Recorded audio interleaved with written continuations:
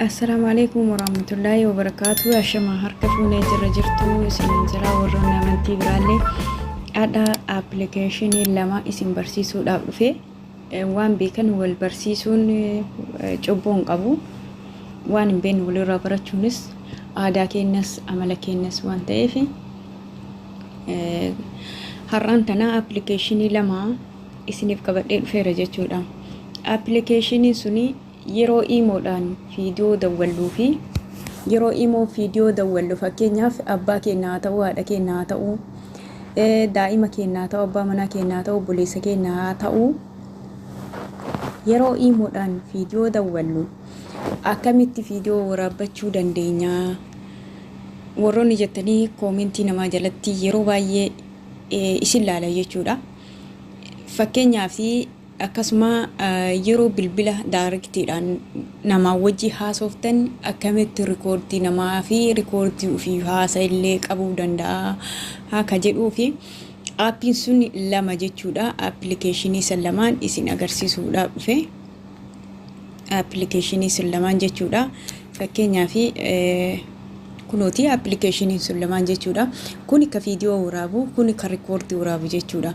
Ni amma fakkeenyaaf viidiyoo waraabu kana isin agarsiisa nafaana turaa isiniin jechuu barbaada. Akkasuma aappilee garagaraa onlaayiniidhaan fakkeenyaaf sheeniin jira nuuniin jira applicationii hedduu keessaa fakkeenya Amazoniin jira wantoota akkana kaampaanii gurguddaa akkana kana keessaa warroonni waa qalbachuu barbaadan fakkeenyaaf applicationii nuunii keessattis meeshaa hedduu babbareeda jira. Sheeni ammoo uffata babbareedaa fi caammaa babbareeda qabdi jechuudha. Waan babbareeda qabdi nama hawwatti jechuudha. Kanni hundaayyuu yeroodhaan isin barsiisuu danda'a inshallah. Isinis akka irraa barattan abdiin hin qaba. Ni ammaa fi gara applicationii imo viidiyoo imo waraabnu keessa seenna jechuudha. Applicationii kana angaruu ka waraabaruun ka biraati. Me sarchi godhee isin mul'isa jechuudha. Play Store keessa seene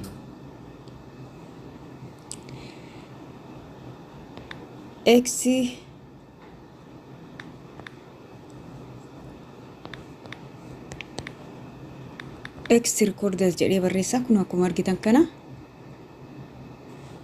qubee dogongoree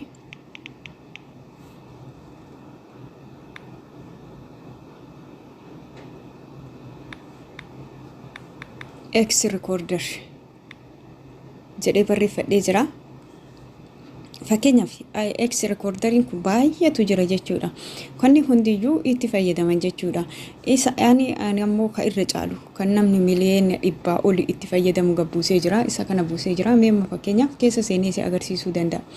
Anamma waan qara gabbuuseeruu fi yeroo gabbuustani eeyyama sin gaafataa allaa hojjettu. Am open godhee keessa seena jechuudha. Nama fakkeenyaaf open godhee keessa seena. Kun akkuma argitan open jedhee keessa seeneera jechuudha. Hin obsitanii amma naabbanamee jira jechuudha. Yeroo banamuu fakkeenyaaf amma mee ka waraabaruun kan irra isi agarsiisa. Kun amma fakkeenyaaf kun waraabaa jira jechuudha.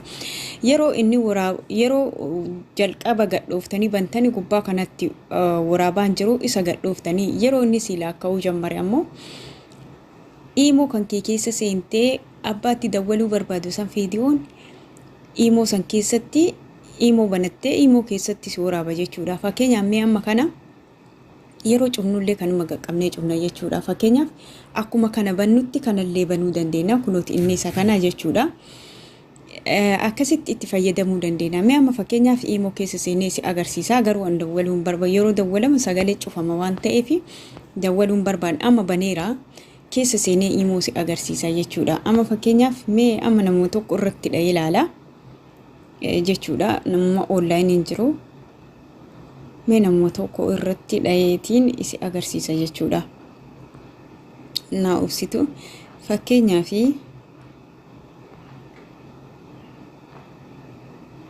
mee amma sirruma dhayaalaalu anamma aadiyoon dawwalaara waan ta'eef viidiyoo dawwaluun barbaadu kunooti amma asitti waraaba jechuudha. Amma hin waraaba jechuudha. fakkeenyaaf aadiyoo dawwalee ani isin warri viidiyoo waraabbachuu dandeessan viidiyoo waraabuu dandeessu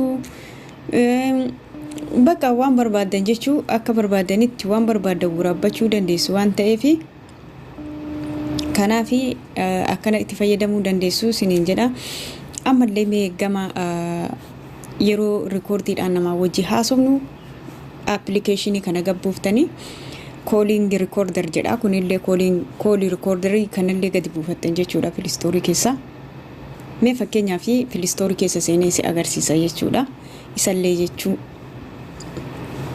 kuna nama buufadhee qaba waan ta'eef mee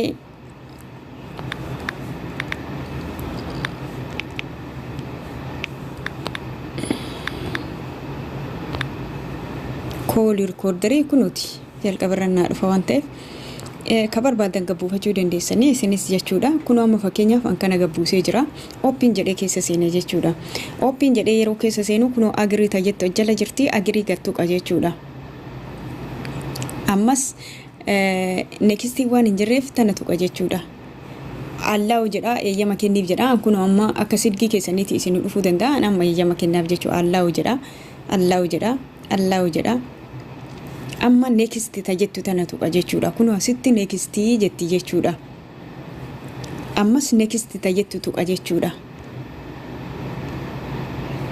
ammas next tajettu tuqa jechuudha ammas dan tajettu tuqa jechuudha fakkeenyaaf amma naabbayee jira jechuu yeroo waraabuu barbaadda isin maal gootanii